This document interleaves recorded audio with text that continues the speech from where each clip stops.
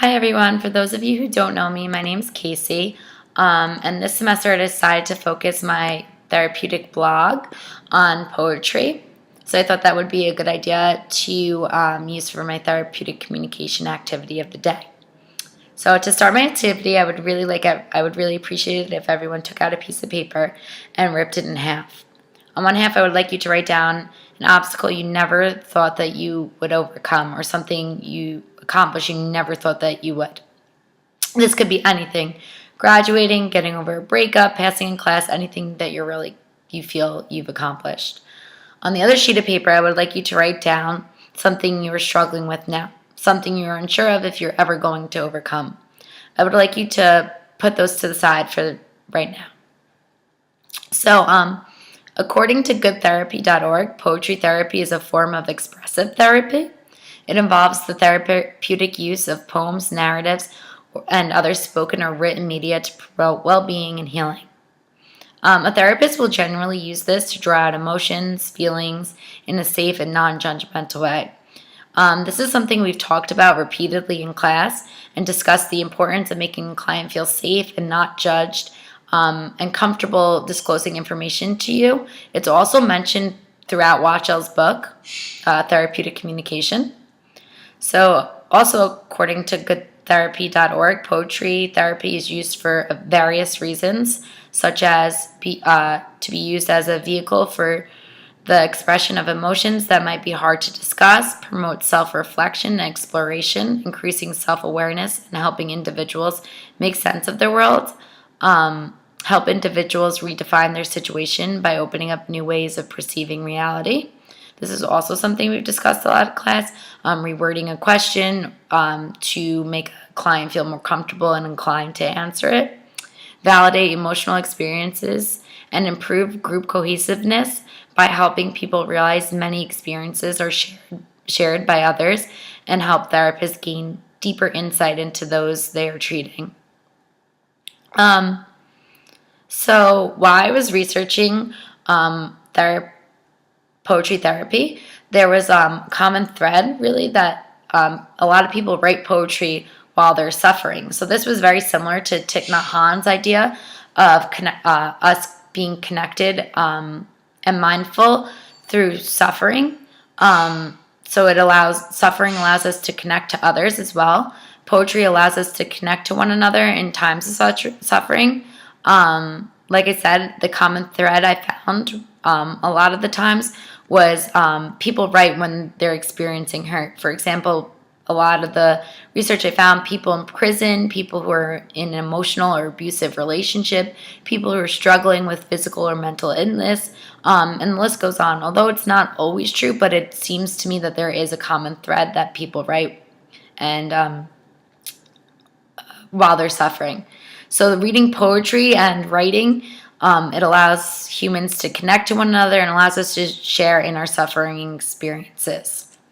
So now for my activity, I'm going to read a poem to you guys, and I'm going to read it to you twice. For the first time I read it, I'd like everyone to close their eyes and keep a clear mind and just to listen to the words. So the poem I'm going to be reading is called The Journey by Mary Oliver. One day, you finally knew what you had to do and began. Though the voices around you kept shouting their bad advice, though the whole house began to tremble, and you felt the old tug at your ankles, mend my life. Each voice cried, but you didn't stop. You knew what you had to do, though the wind pried, and with its stiff fingers at the very foundations, though their melancholy was terrible. It was already late enough and a wild night, and the road full of fallen branches and stones. But little by little, as you left their voices behind, the stars began to burn through the sheets of clouds, and there was a new voice, which you slowly recognized as your own, that kept you company as you strode deeper and deeper into the world, determined to do the only thing you could do, determined to save the only life you could save. Now I'm going to read this a second time, and as I read this out loud, I would like you to keep in mind the obstacle that you overcame. I'd like you to take a sheet of paper out and write down anything you felt during that time. Some prompts for you are: how did you feel when you finally overcame this goal? Who was helping you to accomplish this? Did this change your life or make you view anything differently? Those are just, like I said, some prompts. You could write anything that comes to mind as I read this to you again.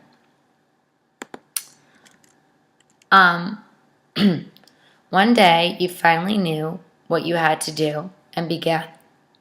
Though the voices around you kept shouting their bad advice, though the whole house began to tremble, and you felt the old tug at your ankles, mend my life. Each voice cried, but you didn't stop. You knew what you had to do, though the wind pried with its stiff fingers at the very foundations. Though their melancholy was terrible, it was already late enough and a wild night, and the road full of fallen branches and stones. But little by little, as you left their voices behind, the stars began to burn through the sheets of clouds. And there was a new voice, which you slowly recognized as your own, that kept you company as you strode deeper and deeper into the world, determined to do the only thing you could do, determined to save the only life you could save. So, would anyone like to share something they wrote or how this activity made them feel? Feel free to comment below. And now finally, I'd like you all to take that piece of paper with whatever difficulty you're facing right now, and I'd like you to tear it in half and throw it out.